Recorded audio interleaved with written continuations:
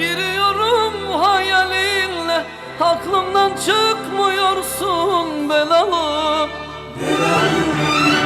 Yine hasretle bir güne giriyorum hayalinle, aklımdan çıkmıyorsun belalım. Sensiz geçen akşamlarda yine başım belalarda, mutlu musun oralarda belalım? Belalım yaban çiçeğim belalım, aşkım gerçeğim belalım, tek sevdiceğim belalım. Ah yaralım belalım, yaban çiçeğim belalım, aşkım gerçeğim belalım, tek sevdiceğim belalım. Ah yaralım.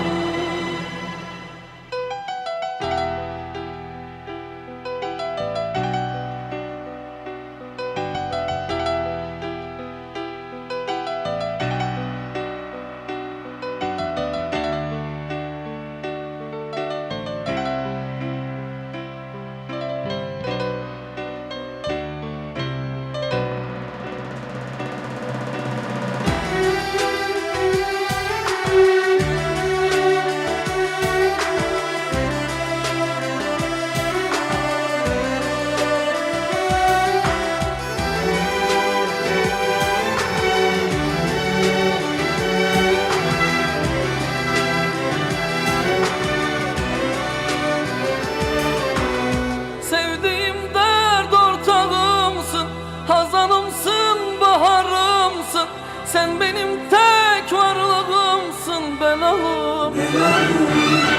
Sevdiğim dert ortağımsın, hazanımsın, baharımsın, sen benim tek varlığımsın belalım.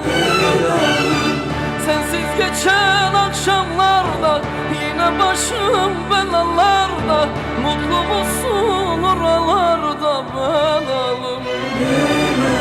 Belalım yaban çiçeğim belalım, aşkım gerçeğim belalım, tek sevdiceğim belalım. Ah yaralım belalım, yaban çiçeğim belalım, aşkım gerçeğim belalım,